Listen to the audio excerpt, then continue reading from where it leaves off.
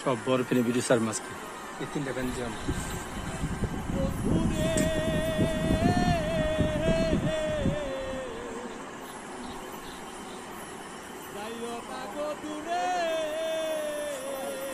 হাত ধুতে লিখুন